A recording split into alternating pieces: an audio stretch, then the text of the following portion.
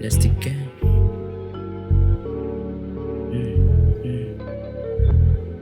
Pagkagising sa umaga di mo na agad babangon, kasi dami pa na iniisip, lalong lalo ang pag-ahon sa buhay kung saan malaya ka na mag-isip sa mga bagay na hindi dapat naiinip. Daming bumabalakid, kala ko hindi ko kaya, nung napatunayan sa sariling hindi madaya ang kagaya ko na positibo lang na mag-isip.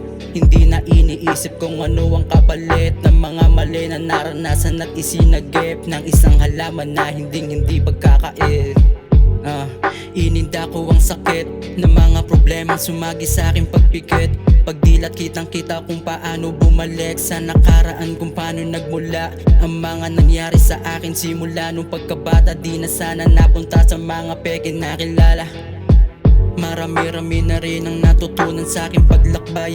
Marami rin humawak sa aking mga kamay kung paano maligtas sa buhay na walang kakulay-kulay. Higit sa mga bagay na walang kabuhay-buhay. Salamat sa mga tunay, lagi lang nakaalalay. Hindi kayo nangalay, bagkus langit sumubaybay. Hindi tinigil kahit minsan ay nakakaumay na ang buhay, tangina. Yeah. Nakakaumay na ang buhay.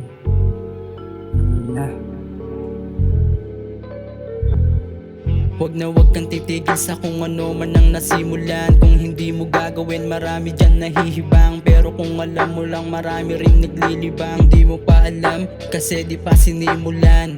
Lagi ko lang iniisip kung ano ba gagawin sa mga planong nasa utak na itinanim. Di makabelo sa mga salbahin, lagi lang nakatingin.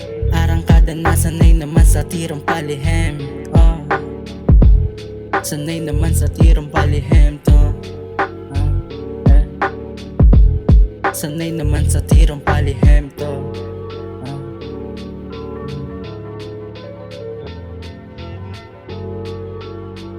Yeah.